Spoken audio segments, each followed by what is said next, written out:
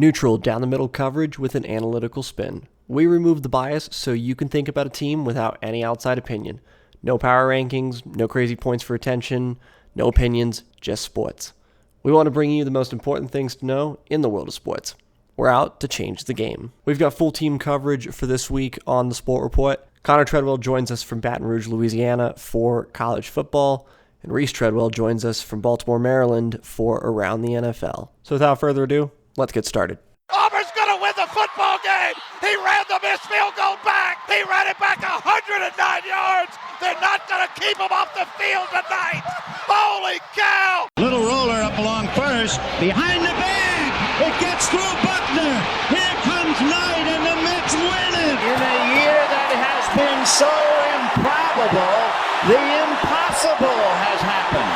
5 seconds left in the game. Do you believe in miracles? Yes! Unbelievable. Hey DJ, what's going on? I'm Chandler, and this is Tiger Beat Sports. Welcome to a special edition of this all crazy sports newscast. Hey everybody, I'm Chandler Sports, and this is the Sport Report. Chandler with Sports is how he wants to go. With is his middle name, Sports his last name. Here we go. Hit it, Blaze. This is the Sport Report. Well, we're back. Hey everybody, I'm Chandler with Sports, and this is the Sport Report. This week we'll cover college football, the NFL, and have some news from soccer, NHL, and Major League Baseball. To start, Connor Treadwell joins us from Baton Rouge for college football. Oh, the band is out on the field. Yes! Oh, Leon left. Caught, touchdown! Caught by Westbrook for a touchdown. Incredible. College football update. Officially, our Sport Report college football correspondent Connor Treadwell joins us. And CT, we'll start on the West Coast, which we normally don't do, but this was a little bit of a shocker. Washington 39 at Michigan State 28. Washington was favored in that game. See, I didn't know that going into that. Yeah, Like they outscored like Michigan State 20-8 in just the second quarter. Yeah. They outscored them in every quarter except the fourth. Why is Washington favored at home? Okay, I get it, you're a home favorite against a ranked team. You're not even ranked. Was there something that I missed? Like, did you see anything pregame about that? No, I didn't. Like, that was a surprise to say the least. Yeah, right? Like, the odds makers knew something we didn't, of course, which they always do. Yeah. Michigan State's Peyton Thorne still threw for over 300 yards and had 3 touchdowns. 3 touchdowns. Jeez.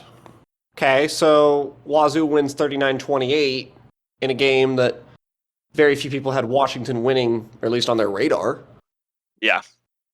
I said, what I have on it is Washington quarterback Michael Penix threw for 397 yards with 4 touchdowns, alongside Michigan State quarterback Peyton Thorne throwing for 323 along with 3 touchdowns. Holy smokes.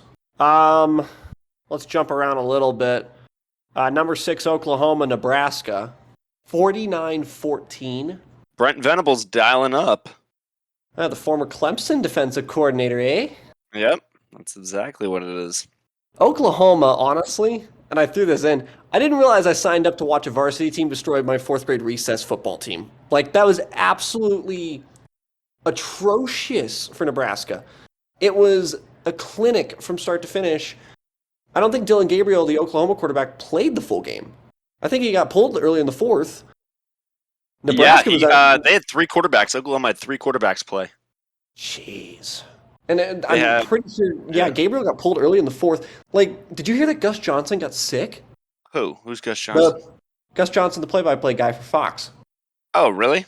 He got sick, I think he was sick before the game, and then he took his mic off towards the end of the first half, and he got sick, and I guess Joel Klatt, the color guy, finished the game with Brady Quinn and Urban Meyer for the rest of the game. Wow. Like, I straight up was so confused. I was like, really? Like, I hope he gets better. It sounds like he's really good. But yeah, Gus Johnson got sick, and somebody joked, and they were like, well, Gus Johnson's not the only one getting sick of this Nebraska football game. I was like, oof. First of all, shots fired. Second of all, you might not be wrong. Yeah. But sounds like he's doing better. But yeah, that's a 35-point drubbing. Nebraska fired their defensive coordinator after the fact. Oh, wow. How many yards did Casey Thompson, Nebraska quarterback, throw for? 129. And he had 3 turnovers, if I'm not mistaken, right? 2? He had 2 or 3? 2, and then OU had 3 turnovers. Got it. Yep. So a game of turnovers for the big. Well, they're in the OU's in the Big 12 and Nebraska's in the Big 10, right? Correct, but they used to be Okay. in the Big 12 and the Big 8 together. That's why this rivalry is still Okay. going. Same with Gotcha. Nebraska and CU back in the day, and they'll play next year. So that'll be fun. Did you get to watch the Purdue-Syracuse game? Oh, my word. That had fireworks from the start of the fourth quarter to the end. So Okay. it ended 32-29 Syracuse. They scored a touchdown with 7 seconds to go. Syracuse was very turnover prone earlier in the game. Purdue was holding on very well. They led 9-3. And then it was 10-9 after 3 quarters. The over-under was 59.5, mind you. Wow. And they scored 42 points in the fourth quarter, combined. The back and forth game, they scored 2 touchdowns in 9 seconds at one point. But Purdue lost its cool after they scored a touchdown. They celebrated too much, and they got 30 penalty yards that they just gifted to Syracuse before the kickoff even happened. And then they had 25 more penalty yards on defense, and it led to 55 penalty yards on the drive. And Syracuse goes down, throws a 25-yard touchdown pass. Their quarterback, Garrett Schrader, threw it up in the air, and the receiver catches it for a touchdown. And I'm like Schrader's getting hit, receiver catches it, puts a foot in, touchdown. Beautiful throw, bottom corner of the end zone, absolutely phenomenal. But Syracuse played really well at home. I mean, we were talking about a couple weeks ago that Louisville went in and just absolutely got smoked. Purdue went in and lost their minds. Carrier Dome's not an easy place to play. Yeah, you're right. Yeah, Carrier Dome is not. Okay, so that covers Syracuse-Purdue. Number 25, Oregon hosts number 12, BYU. That was a surprise. Yep. BYU off a 2 overtime throw last week versus Baylor. Oregon got smoked by Georgia in week 1 in the Georgia Dome there in Atlanta. First ranked matchup, teams split previous 6 matchups. Jaron Hall, the BYU quarterback, threw for 305 yards along with 2 touchdowns. Bo Nix had an amazing day with 222 yards and 5 total touchdowns, running for 3 and throwing for 2. And where did Bo Nix play college football before? Auburn University. Auburn. We'll get to Auburn in the next game. But yeah, 3 touchdown game. Oregon looked really good at home. Great rebound off the Georgia game, like you were saying. BYU, it's their 3rd ranked match of the season, if I'm not mistaken. You're correct. I think it was I mean, they're 12th ranked. A loss isn't going to drop them too far. I don't even think BYU dropped that far. BYU dropped to 19th. So I got to give credit to whoever's in charge of BYU's football schedule because you got really good opponents out of it. Number 22, Penn State. Well, we were just talking about Auburn. They no longer have Bo Nix, and their offense showed it because all they can do is really run the ball. Penn State's defense is one of the best rush defenses in the country. Penn State 41, Auburn 12. The most points Auburn's allowed against a Big Ten team in over a decade, and it's the most points they've allowed to a non-conference opponent at home since 2001. That's crazy. I mean, TJ Finley coming in with 152 yards and not even a touchdown. He threw a pick to the wrong team. Not a good day for Auburn. I'm sure he's going to hear about that in his he's post-game meetings. Big time. I mean, Sean Clifford, the 5th year, taking a COVID year, threw for 178 yards, averaging 9.4 yards a throw. But where it came in big for the Penn State team was the running game with Nicholas Singleton running for 10 carries, 124 yards, averaging 12.4 yards a carry with 2 touchdowns. I mean, I'll take that any day. I don't play college football fantasy, but I mean, if I did, He'd be on my team after numbers. that. That's crazy. Absolutely. 332 yards as a team, Penn State did, and 296 yards as the Auburn team throwing. So it's crazy how that can shift with like not having a great quarterback, but you can still outthrow the team. Which unfortunately, Robbie Ashford had to come in their backup, threw for 144 yards, almost surpassing the Charger starter TJ Finley. As a backup? As a backup. Okay. Hey, I mean, if it gets the job done, I mean, granted, you lost by 29, but at least you're in there. If it gets the job. I mean, right? Who has the job at that point?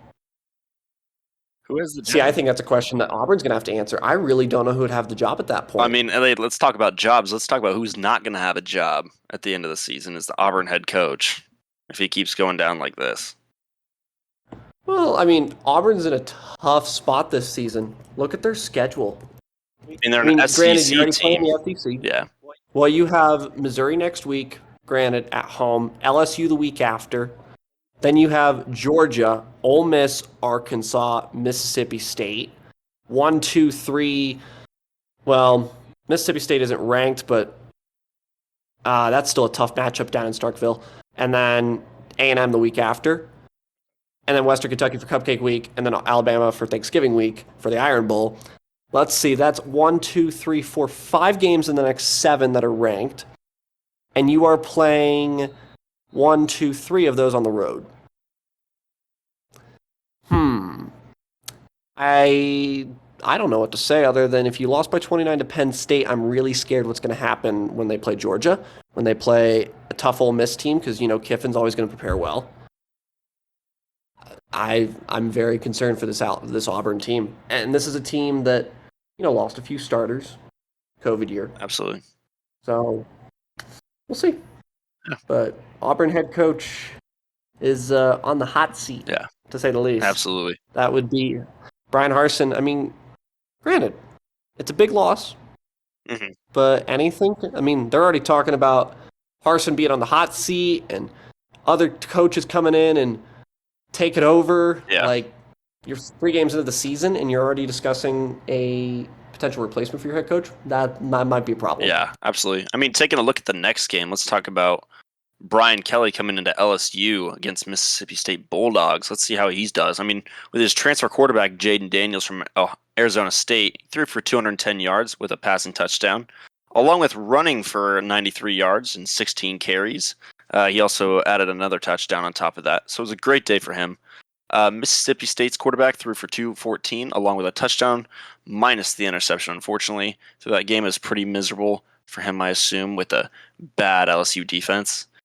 Well, actually, I wouldn't say bad LSU defense, because LSU's defense is the reason they more won in an that game. intense They played way standpoint in the fourth. talking. Oh, well, yeah. Yeah, and Will Rogers, the Mississippi State quarterback, is an accurate quarterback, but LSU's defense just smothered them late in the game. They figured out what Brian Kelly is so experienced, and I can't say that Mike Leach, the Mississippi State coach, isn't. But what was I saying? Freak. Brian Kelly knows what he's doing, and he read the defense. He read what was going on, and he called the right plays on offense. And then on defense, he basically got around the edge, and Will Rogers had no answer. That offensive line had no answer. So, it was a 15-point game in the end, but that was a lot closer than it looked at the end of the day. Absolutely. Mississippi State kept it close through 3 quarters. And I think that's the goal. I think that's what they wanted to do going into Baton Rouge, going into Kelly's first SEC game. We'll see what happens for both teams going forward. Yeah, absolutely.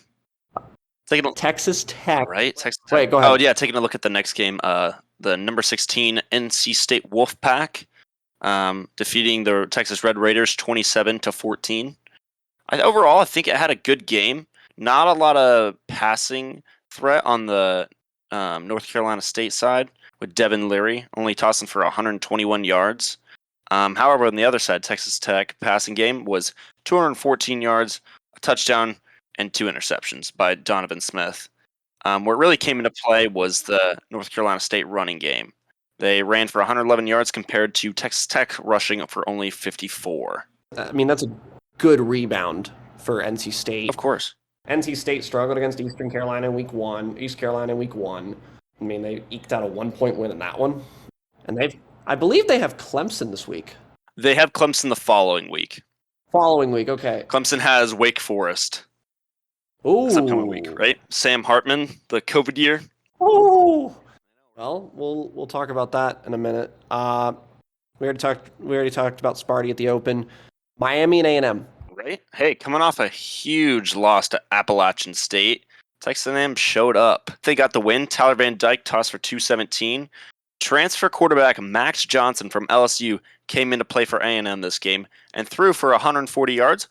Texas A&M has a really stacked team that's going to have a lot of depth these next few years, along with NIL being legal now and appropriate for them to make money off their name, image, and likeness. The only thing that plagued Miami, granted it's their first test of the season, was their special teams. They had multiple issues on special teams. And even Mario Cristobal was stunned that his special teams did not perform up to par. So Absolutely. I mean, they have 2 punt returns going for -3 yards. yeah. You can't go I'm not backwards in football. I mean, you can. It just probably wouldn't result Probably in a doesn't win. benefit you super well as seen on the scoreboard, unfortunately. But listen to this. Texas A&M only threw to 4 receivers, and 2 of them being running backs, Anaya Smith and Devin Achane. Evan That's Stewart it? did not play. 4 What? receivers caught the ball. There were only Huh. 10 completed pass attempts throughout the entire game by Max Johnson, 10 of 20. 10 of 20 for 140 yards. That's 14 yards per completion. Like, It looks good. Well, That's it's actually pretty 7 good for a yards. 7 quarterback. yards average per throw. well, no, per completion. Oh, 10 yes, for yes, yes, 140. yes. Yeah. 14 yards. Yep. So that's But crazy. that's still pretty good. I mean, that's a first down every completion if you think about it.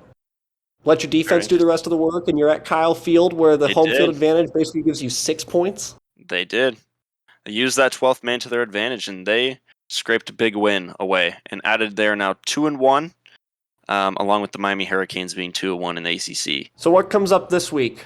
Take a Week look at 4. next week here. Well, Clemson, we already talked about number 5 Clemson taking on number 21 Wake Forest. Yep. The regional battle down there. Hey, look at that. Number 17 Baylor at Iowa State. Iowa State's favored. See that by 2.5. And they already give the home team 3 points when you set your lines. So that tells me it's an even pick 'em. Okay. Granted, we're recording this early in the week, so that's Yeah. subject to change. But let's see, a 3:30 p.m. kickoff between number 20 Florida, number 11 Tennessee. That's gonna be a good game. That'll be on CBS. That's a 3:30 kickoff. It's sold out at Neyland. I think Josh Heupel has Tennessee back in the driver's seat in college football. I think so. I think Hendon Hooker's finally showed up with that offense. I mean, he has 848 yards, 44 yards in the season already with 6 touchdowns. I think that's something to speak for. So, okay, that's going to be a good ranked matchup. Also at 3:30 on ESPN, number 22 Texas at Texas Tech. Scroll down, number 15 Oregon at Washington State on Fox at 4 p.m. Eastern. I think Coleman. I think Oregon's gonna have another good Pac-12 matchup here. They're going to have something on their hands there. Right? I mean, they're predicted to win 6.5 points.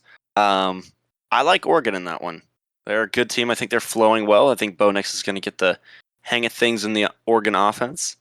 Ultimately, keep flowing because that's going to take a second for a new coach there, new quarterback. Number 10 Arkansas, number 23 Texas A&M. At Kyle. Oh wait, At- correction. It's at it's in- AT&T. It's not at Kyle Field. It's a neutral On site. ABC at 7:30 p.m. Eastern. Wisconsin at number 3 Ohio State in Columbus. I think game day's headed there. Yeah, I wouldn't doubt it. I mean, Big Ten matchup between Ohio State, Wisconsin. Wisconsin always has this big offensive lineman running well there. But Ohio State's got the C.J. Stroud.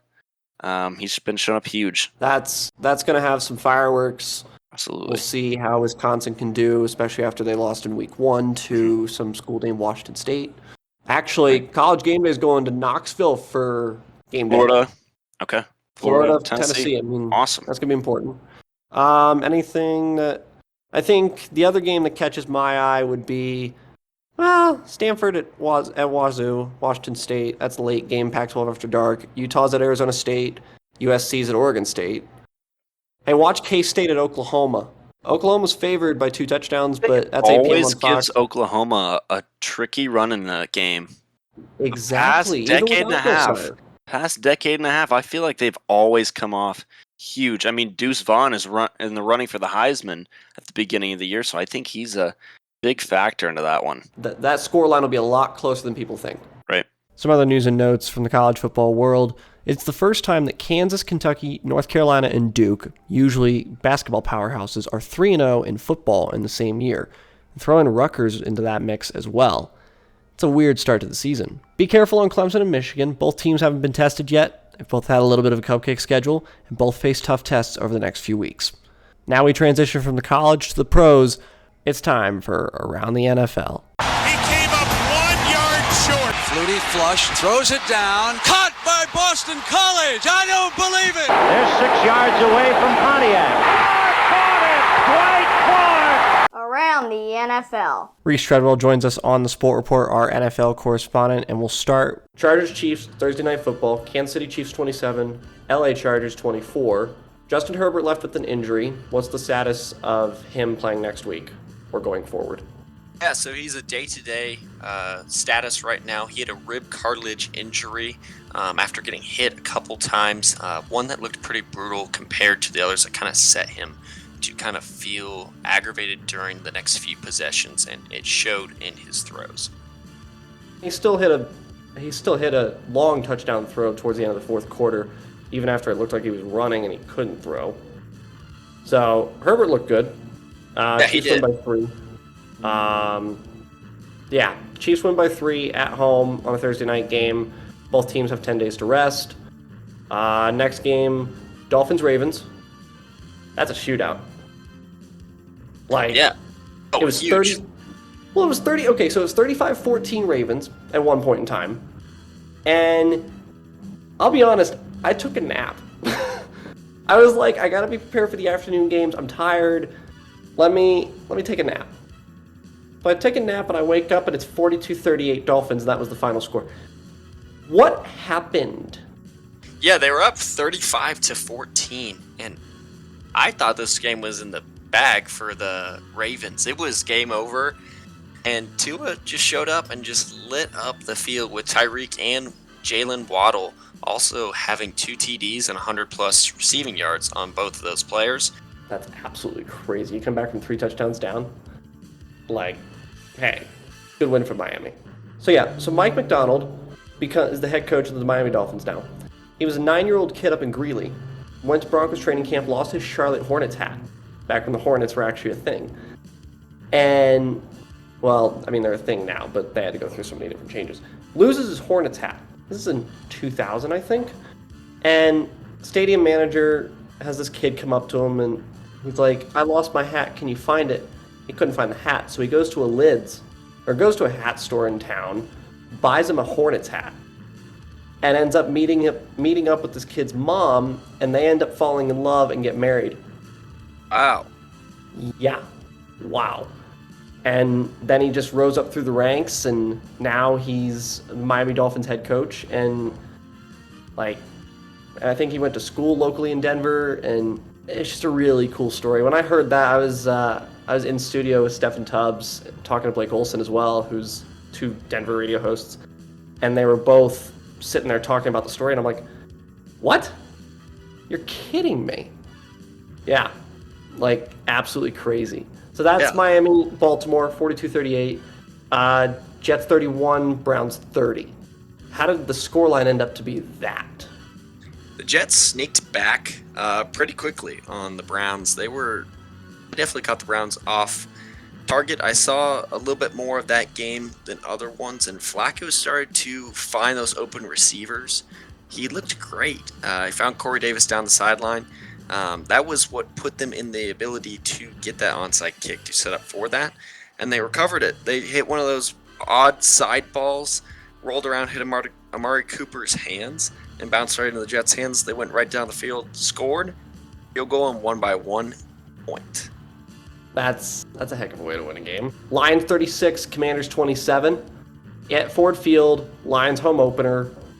How did this become a 63-point game, and if I'm not mistaken, the highest scoring game of the entire week? It is the highest scoring game. It's of an the absolute week. shocker. No, it's not. Miami Baltimore was. Yeah, shocker. That's all the words I have for it is shocker. How could you have these 2 teams that are still trying to find their identity with each other for internally, and they come out and have the second highest scoring game for the week? I wouldn't say bad defense. I would say for the Lions, I think they kind of got a little too complacent and we're up 22. I think they're up 22-0 at half, and then Washington started chipping away right back at the lead, and then they finally realized, we got to do something. So Jared Goff, they held it together, but they looked great. I don't know if these are, I would say, 2 of the lower teams yet, because obviously it's only week 2. We got to see a couple more weeks for this. We'll see who pulls away eventually for this game. That's all the words I have is shocker. Well, another shocker, a shutout in Jacksonville, 24-0 Jags. So what's going on in Indianapolis now? You get shut out by one of the league's worst teams of the last year. Playing against, granted, a former Clemson duo in Travis Etienne and Trevor Lawrence. How do you get shut out against a team, and I should also point out the Colts also haven't won in Jacksonville in 8 years. How do you get shut out against one of the worst teams in the league last year? But I mean, Jacksonville, they have nothing to lose. They had what, 2 wins last year? They got nothing else to prove other than that. Like, let's say they're at rock bottom. The only way to go from rock bottom is up. So they have nowhere else to go. They got to find new weapons. And they got Nyheim Hines coming out of the backfield as their running back. Jonathan Taylor's still the starting back, but Nyheim Hines is going to be more of the catching, passing back for Indianapolis. And you have to remember Frank Reich is a former backup Bills quarterback in the late 80s, early 90s, behind Jim Kelly. So he knows a thing or two about handling quarterbacks, and he also coached Carson Wentz when he was with the Eagles, and they won a Super Bowl. He's got some knowledge, yeah. Trust in Frank. Buccaneers 20, Saints 10 at the Superdome in New Orleans. New Orleans had won all 4 of their regular season matchups against Tom Brady when he was, or as he is, a Buccaneer. It was 3-3 early in the 4th, and missing Chris Godwin, and I think Mike Evans got ejected from the game later. Yep. Julio Jones was out. Yep. So how does Tampa adjust, and how did they pull out a win? It was a slow game all around. It was like trying to watch a game that was moving like snails. It was back and forth, and finally you look at the end when you're trying to move on to the next games that are coming up, and you're like, 27-10? It's been 3-3 the entire game. What happened? 20-10. And it was insane. Like, they just came out of nowhere. I know they hit a pretty big shot to Rashad Perriman in the back of the end zone. The defense held on both sides for both offenses, and then finally you get Brady to come on through and just lead his team to another victory in that 4th quarter. So that just kind of showed some experience that he was probably never worried. He's been there 1,000 times. You know, nothing new for him. He just gets the ball, goes right down the field. Even though it took him a little bit. Giants 19, Panthers 16 at the Meadowlands. Christian McCaffrey was at 100 yards rushing, added a few more receptions from the backfield as well. Carolina's offensive line does not look good. And I'm just happy, though, to see Saquon and Christian McCaffrey both back, because we've seen them with injuries, obviously, past few years. So to see them play against each other and be like, Christian McCaffrey and Saquon are both in the game, and they're healthy. They looked good. Patriots 17, Steelers 14 in Pittsburgh, a new stadium name, Acrisure Stadium instead of Heinz Field now.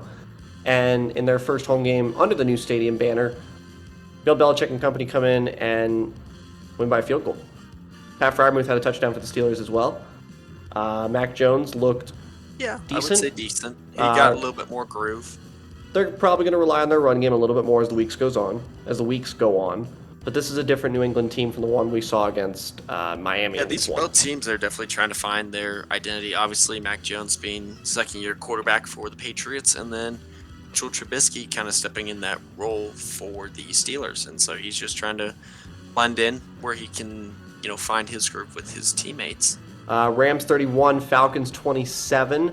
Started the afternoon wave of games, and the scoreline does not indicate how close. It wasn't really that close. The Rams led for most of the game. Falcons added 17 in the 4th, but 4-point win for LA and a rebound from their Thursday night debacle against the Bills in Week 1. Yeah, it was definitely a good rebound for them. They looked, much better. They looked like the Super Bowl champs. Cooper Kupp, looking good still. 49ers 27, Seahawks 7. NFC West battle early on in the season in San Francisco. San Francisco loses Trey Lance, their starting quarterback, to an ankle injury. He's out for the season. He had surgery on Monday to replace a couple ligaments.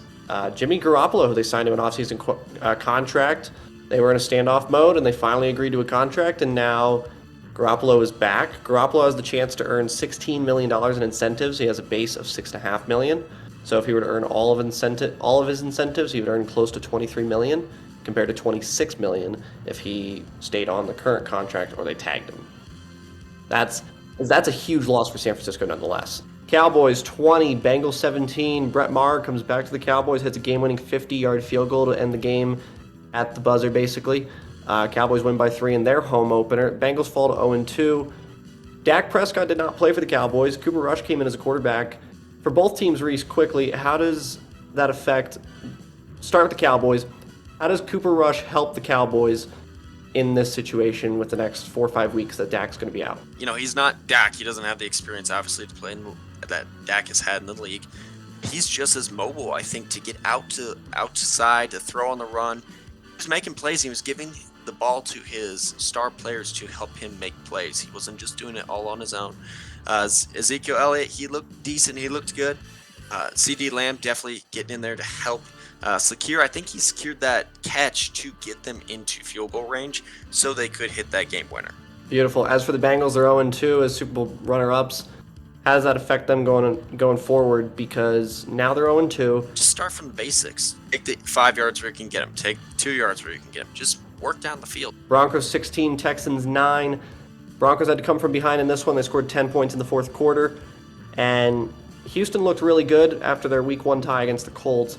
Broncos, on the other hand, have had some issues from a clock management standpoint. They've had 4 delayed game penalties this season, 2 of which came on field goal attempts in this game alone. They had 2 delayed game penalties all of last season. Delayed game sets you back 5 yards because you didn't snap the ball before the play clock ended. Nathaniel Hackett, the head coach for the Broncos, said that they're making adjustments. They had a long meeting yesterday, and now the Broncos are faced with a lovely Week 3 task of Niners against San Francisco on Sunday Night Football. That would be great. Russell got paid $300 million. Let's have a $300 million quarterback get under center. Should have been, but hey, 16-9 isn't the worst scoreline in the world. A win is a win, no matter how you get it. And speaking of a win is a win, Arizona Cardinals were down 23-7 late in the third quarter against the Las Vegas Raiders. So many teams are changing. I'm forgetting what city everybody's in nowadays. But Cardinals 29, Raiders 23. The Cardinals win in overtime on a fumble recovery for a touchdown, nearly 60 yards. Yeah, on the final possession when they were in overtime, Derek Carr throws over to Hunter Renfrow, and former college teammate Isaiah Simmons at Clemson with Renfrow knocks the ball loose, and Byron Murphy takes it down the field for a touchdown. Packers 27, Bears 10, Sunday Night Football. Aaron Rodgers, Aaron Jones and company looked fantastic, 24-7 at half, if I'm not mistaken, and Green Bay just looked good and in control from start to finish. Rodgers still owns the Bears, like he stated last season. That was a great win for them. They definitely bounced back with wide receivers becoming more reliable for him this week. Yeah, and Allen Lazard did a good job featuring as the number 1 receiver in Green Bay. He'll be somebody to pick up in waivers if he's not already on your team. Bills 41, Titans 7. Buffalo looked in control this whole game. Their defense really showed up later in the game. Ryan Tannehill made some mistakes, the Titans quarterback. Von Miller and company just absolutely wrecking. They were a great team to watch. They absolutely steamrolled the Titans. Once again, held Derrick Henry to a low yardage game. For him to not carry the ball 2 weeks in a row like that. But the Bills defense had 2 sacks, 1 touchdown, 2 fumbles recovered, and 2 interceptions. Final Monday Night Football game also going on last night, or Monday night. Philadelphia Eagles 24, Minnesota Vikings 7. Philadelphia looked in control as well. Yeah, the high flashy offense from the Eagles. They looked good. They were out there slinging the ball around. Doing great stuff. That covers Week 2 in review. Looking ahead to Week 3, Thursday Night Football, Pittsburgh Steelers at the Cleveland Browns. Then we move on to Sunday. It'll be a divisional battle again. NFC South this time, Saints at Panthers. Texans at the Bears in a cross-conference matchup. Kansas City will travel to the Indianapolis Colts, where the Colts are looking for their first win, and the Chiefs coming off a long layoff. Bills are at the Dolphins in a battle of 2-0 AFC East teams, this one for the division lead early in the season.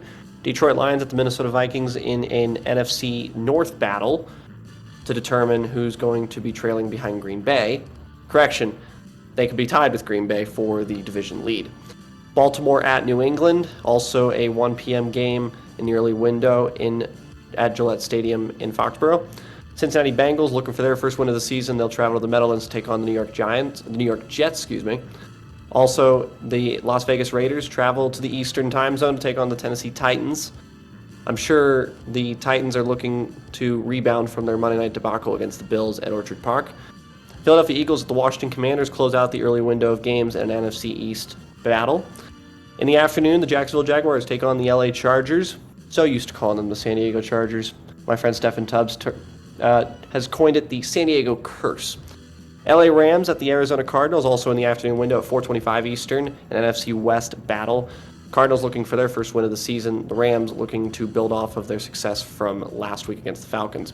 Packers are at the Buccaneers in the last late window game. That's going to be a that's going to be a game to remember for this season. Aaron Rodgers, Tom Brady, head-to-head in a rematch of the NFC title game from 2 years ago. Niners at Broncos, Sunday Night Football, Mile High Stadium. That's going to be a game to watch.